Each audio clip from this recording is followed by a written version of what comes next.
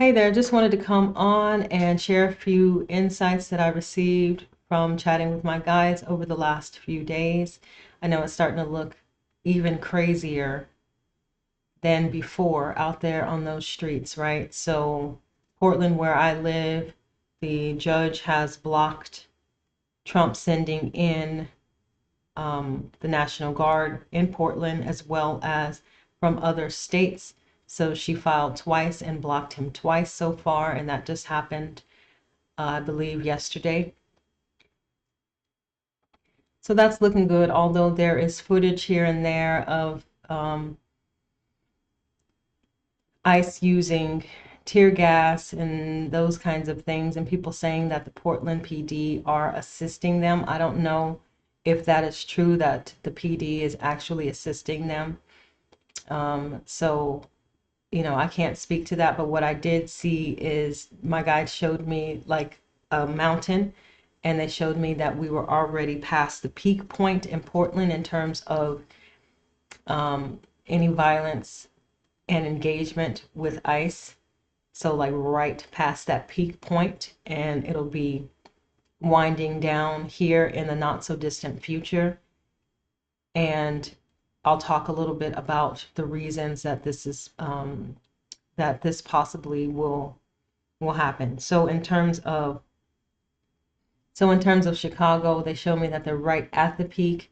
It's more violent in Chicago in comparison to Portland right now, but I know that the governors are doing what they can do. The people, holding up the city are doing what they can do. They're filing lawsuits, and they're trying to rein in ICE terror against people, and it is getting pretty bad. So those are the two things I saw, that it'll begin to wind down. Reasons why November seems like an extremely important month for that. The beginning of November, they keep just showing me like November 8th showing up. And but I can't get the specifics as to why. It could be a combo of things. It could be the orange blob is no longer with us, fingers crossed, hate to say it, but that's always one of the possibilities, because we know he's barely holding on health wise anyway. And then, it's even more chaos thereafter because, well, if he's not there, then who's going to be the puppet, right? So there's one possibility. There's also the waning, like, interest and investment of the agents that they recently hired to do this, because we all know that they are not actually fully trained ICE agents, right? We know that they came on with a sign-on bonus with, they got to hit X amount of quotas. I heard that. And so they're them coming on wanting a quick check, just going out, and whether or not they believe in the work, some of them are going to fall off in terms of their commitment, because they see that it's not as easy, and their conditions that they have to sleep in, and the places they got to eat if the cities are pushing them out and refusing them service. Well, it gets even more difficult for them to exist there, right? It's also getting colder in the places like Portland and Chicago where they are. During that time of November, it starts to get into the rainy season here. Temperatures drop. Chicago, I know, gets chillier as well, even more cold than here. So the conditions are going to be a little more difficult. So maybe it's a combo of those things, and maybe it's something else entirely, but that's just what I've kind of gathered. But people are also approaching a breaking point, right? So one content creator was saying how, um, I think it was Thursday night, late Thursday night or Friday, where she was extremely tired and she had to take a nap, and then she came back and she gave some insights, and her guides explained it as a dam breaking. The dam was about to break, and so she was feeling the energy, that the intensity of that moment, and as we approach that breaking point. For me, my guides have shown it to me as two lines running kind of like this, one at an angle and then one sort of straight across, and we are approaching the intersection. Now, I've been saying that for a bit because it's true, right? And we can speed it up or we can slow it down based upon our free will, like how fast we go towards that intersection. And one line, just to simplify things, one line represented the not so good stuff, right? The dark, the heavy, the gross, the war, all of those things. And then the other line represented the good things, right? Our evolution, us wanting to come together as humanity, us needing and striving for better things, for more equality, for systems that better support us, right? And so they showed it as though when those two lines intersect, well, that darker line, that is, the line where this administration is on, of course, because of how evil they are. That darker line just sort of loses steam and it goes limp and it falls away. They showed that to me months and months ago. And so I will say on that late Thursday night, early Friday morning, I couldn't sleep, but it was not a worried sleep. It was a peaceful, content awakeness. I felt this rush of energy come over me, and it felt good and it felt clear and it felt elevating. And then that Friday later, after I finally fell asleep at around 4:40, I looked at the clock and said, okay, let me at least try to go to sleep. It was 4:40 a.m. by then on Friday morning. And later that day, after I napped and then I woke up and I went downstairs and I ran into a neighbor, and we were chatting, and she said, did you feel that energy, that rush of energy last night? And she described it the same way and said that she woke up and she looked at the clock and it was exactly 4:44. So there's something changing here on our behalf, I will say, right? And that was a really good indication to me that we are approaching that intersection. And some of the things, though, I feel that we could do to expedite it. It's like we got to come together. People are now getting louder about blacking out the system. That is one of the ways. I tuned in about it, and my guides were saying, yeah, that would expedite things. And I saw the Fred Flintstone feet, when they're trying to start the car and they're ready to go and they are running on the ground. And so blacking out the system, like an economic blackout, right? So not when you buy things in bulk beforehand because you won't be going to the store for about a week or something. No, because then people still get the money, right? And I'm talking about non-essential things. I'm not talking about things like food. So we could stop our spending, right?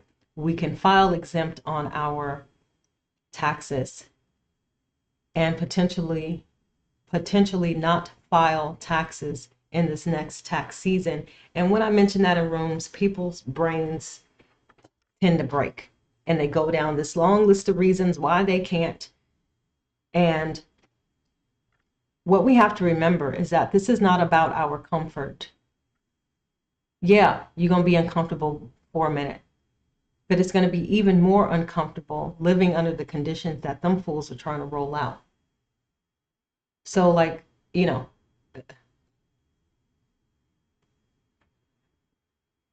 also when we're talking about blacking out the system, that means no work, no school, no nothing. You stay home like it was COVID, right? You stay home like we did during COVID. You buy nothing but the essentials and you chill. And people throw up 1,001 reasons why they can't. Oh, if I don't go to work, then people don't get the medical care that they need. Very true. We're not talking about the essential workers. Remember how during COVID, all the essential workers continued to go. If it was at a hospital or you were a nurse or all those things, you still went to school. If you work in food at grocery stores, you still go to work. If even fast food workers where they miss a day of pay and they are threatened with being fired and those kinds of things, that's totally understandable, right? We don't have to start there. We don't need to go there. We're talking about everyone else. We got to be willing to kind of do the hard thing. Not kind of, we got to be willing to do the hard thing.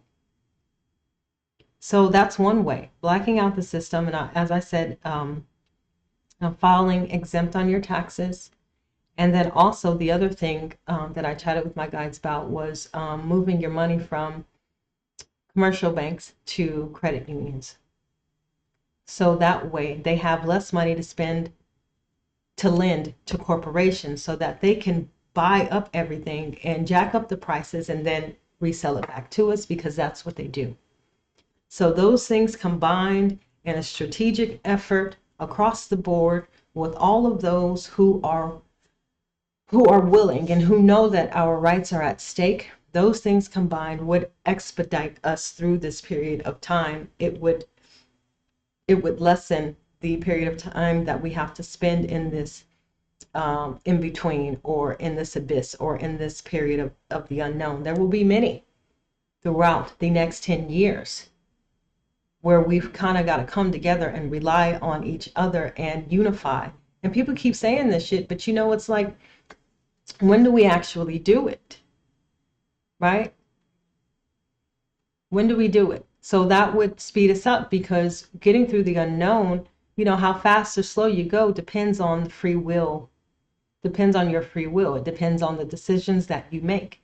And since we're talking about something that is affecting the entire country, it's got to be decisions that we make together. It's got to be decisions that we collectively make and stick to and allow to play out, right? The plans, stick to the plans and let them play out. So those were the things that I received in terms of insights for what's going on right now. I also played the what if game. Now my guides keep saying that Vance will not be in office. Oh, we can hope. We can pray. We can visualize that and do our best to manifest it for sure. But I play the what if, right? Because even when I'm sitting in front of clients and I am providing them a reading, I'll often ask, so for example, I'll see like, okay, I'm seeing that this is the one thing highlighting, or, being shown to me as what you can do to fix X, Y, or Z, or to change where you're headed, right? But let's just see, what if you choose not to do that? So I always do this because I know free will comes into play. Some days we're feeling more confident than others. Some days it's clear to us which way we're supposed to go, and other days it's not so clear. So maybe we don't, everything doesn't align all of the time, right? Because we're human, right? So this is no different on the political stage as well as the collective and the world stage. We got a whole lot of free will that comes into play. The orange blob's nurse, for example, if they don't show up to give him that infusion or whatever the heck they've been doing to keep that man propped up and out of the coffin for so long, well, that changes things, right? On the days they show up, though, that changes things too. So this is what I mean by free will. The outcome, at least for them, as I've always seen it, is the same. They're removed. We get over this hump. We move on to something way better than what we had. It's not instant. It's a rollout for the better part of the next 8 to 10 years or so. And that's just, that seems to be steady, right? But how we get there and how fast we get there in terms of his removal and his whole administration's is based upon a lot of free will from us as well, right? So I played that game to see about Vance, and I said, what if he does make it in? What would it look like? and they showed me him standing on the stage, giving directions to different people, and none of them budging. People shrugging it off, folks rolling their eyes, mostly because he just doesn't have the same level of respect that the orange blob has. People do not take him as serious, which I don't know why they take the orange man serious either. He doesn't have as much support from other people in terms of followers, in terms of, you know, the population. Although overall their popularity has consistently dwindled, right? It's waning. It's barely hanging on in some areas. Many people are awaking, and they're putting that shit to the side and saying, how did I believe this man, et cetera, right? So there's that. And then they showed me a period of time in February where things would be coming to an end for Vance if he was put in there. So that's like a what if, you know, scenario. They keep showing me though November as in way better, where we potentially clear out this administration. It's taken longer than they showed me initially, again based upon people's free will to wake up, to see what was actually going on, to figure out ways they could fight back with the boycotts and whatever else that we've been doing that's actually been making a dent along the way. So okay, what else guides? Anything else that I forget?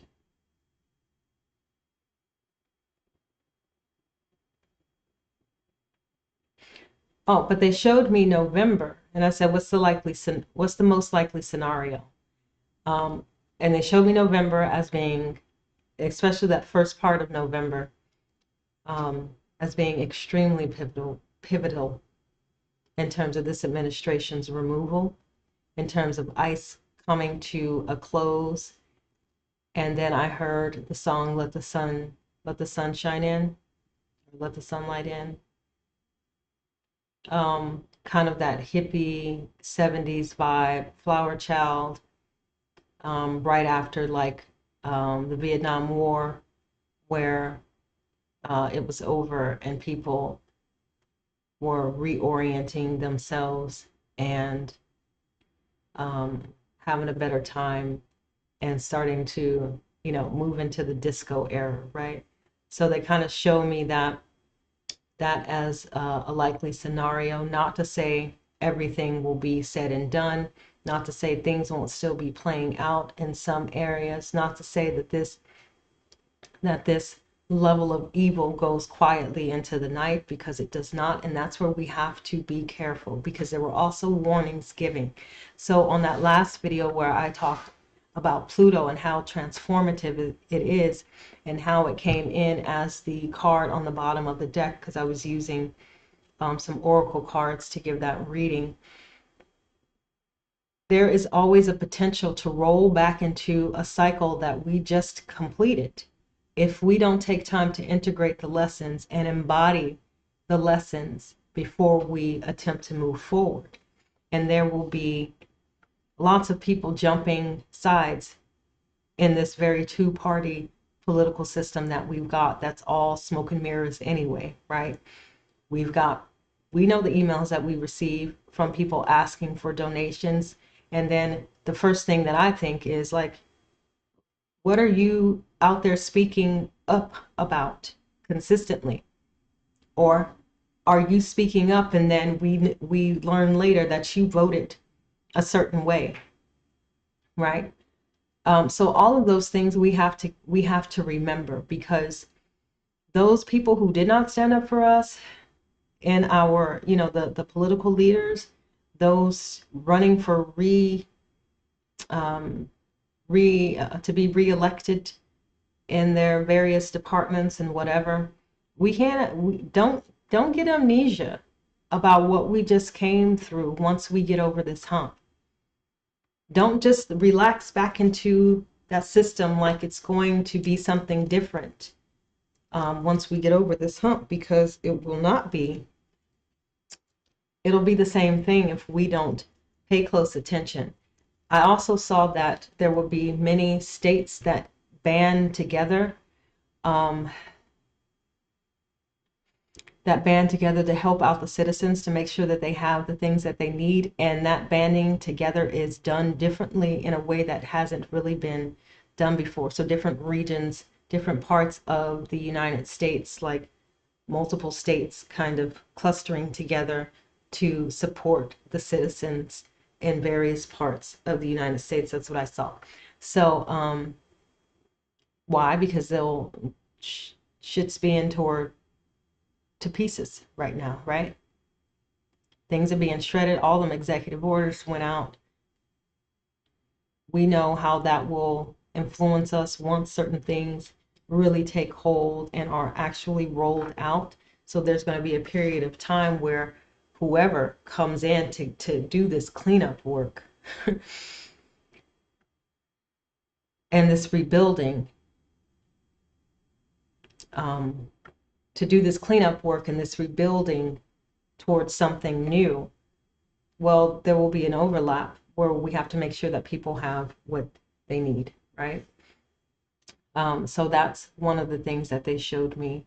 And they also showed a potential of multiple different parties popping up.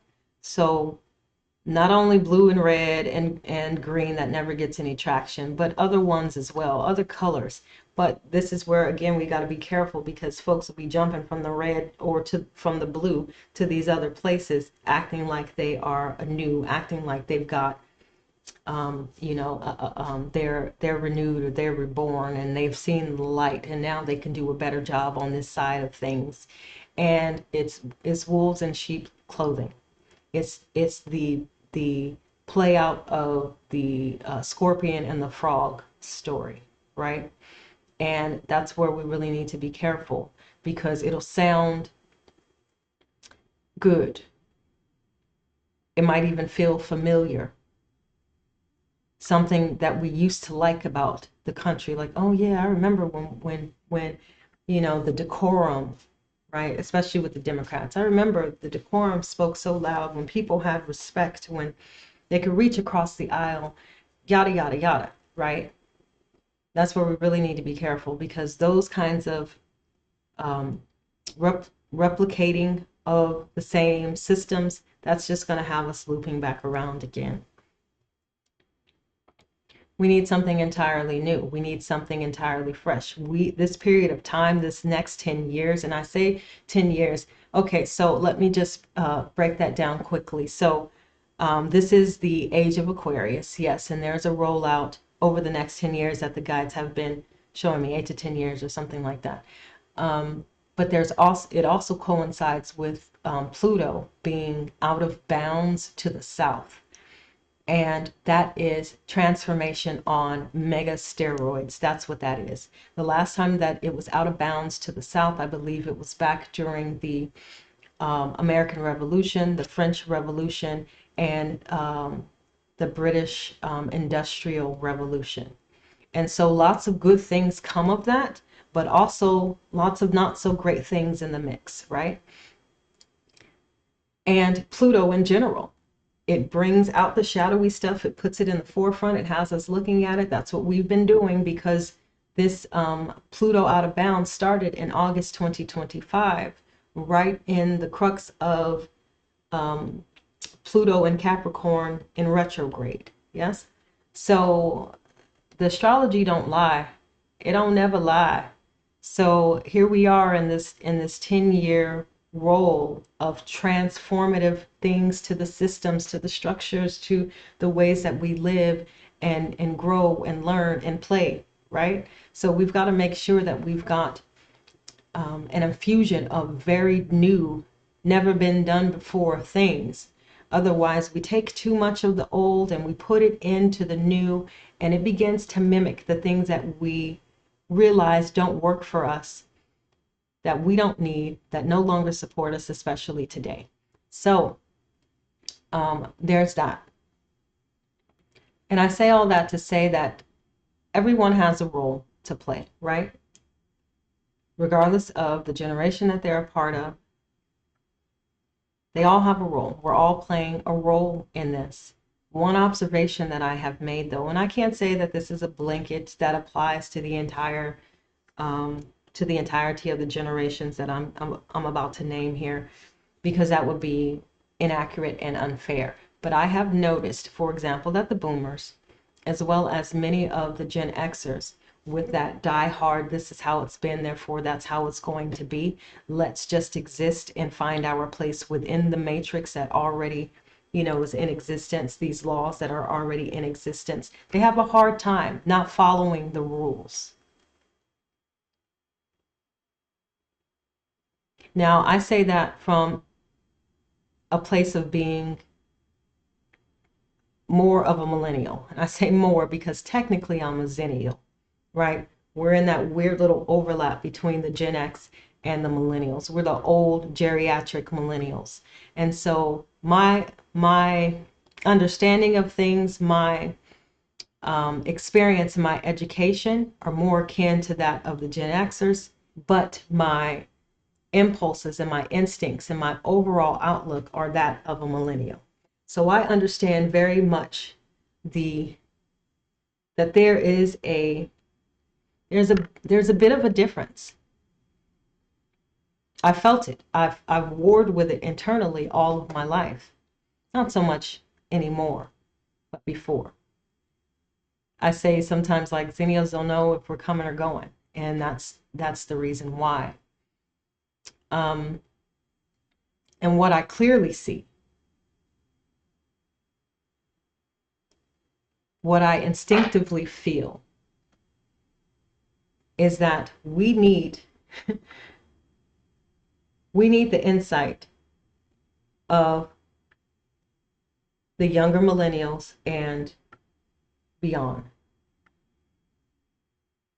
They are going to be extremely instrumental in helping us create entirely new, in ways that are entirely outside of the economic systems that we already have in place, outside of the educational systems, the healthcare systems that we already have in place. We need that. This period of time can be extremely rewarding, these next sort of 10 years here. But it can also be a little scary, right? It's not only time to envision what we would like to see in the world, it's also time to start living it. And how do you do that if it's never been done and you don't quite know what that means and you're having a hard time seeing? I mean, there are different things that people shout out. Universal health care, fantastic. Yes. How can it be structured? Where does the funding come from? If we're still using systems like taxing all of the 9 to 5ers, right? Just pull it out of their taxes, and that's still too much embedded in the old system here, because that still leaves the same population of people outside of that loop. We can go a little deeper in terms of what it is that we want to envision, and then we can begin to put plans together, chat with other organizations who are already figuring it out, join boards, join groups that are researching it, right? Because I'm sure that they exist. Co-ops, another amazing way to be self-reliant within a community and, rely on the resources of that community. A lot of co-ops are moving to their own banking systems because ain't nobody trusting these banks no more. Everybody owns not a share, so there's no hierarchical top-down business, but they are an owner of the land. 10, 20 people go in together right? And each person owns a part of the co-op, but they also have to live there and participate and, those kinds of things. So, and what does that do? Well, that gives you land to grow a lot of your own food. That allows you to pool your resources. That allows you to exist outside of the often the grid, because they're like I said, self-contained, self-efficient co-ops that are cropping up all over the place. So, and there's so many more examples that I could give because they're just going off in my head. But the video's getting long here, so I'm gonna stop it there. But I'm just encouraging you to push your ideas a little farther and begin to seek out the the groups and the organizations and the places who are already on that bend, because they do exist and they will become more apparent as we move through these next 10 years, because we will need them and they have been waiting on us anyway. And so we've got a really unique opportunity. By the way, Pluto, this out of bounds Pluto thing doesn't happen again after this 10-year period for another 2,000 years. So this is setting us up for, it's like the jump off pad, right? Into that more euphoric, utopian space that came up with that Aquarius card on my last reading. When we get to experience and feel all of it while during our lifetime, maybe not, right? This is an unfolding, right? It's not an entire thing that happens all at once. So maybe not, but we'll be leaving the planet in a much better place for the generations that come behind us, which is as equally as important. So, okay, that's all I got for you today. I will see you next time.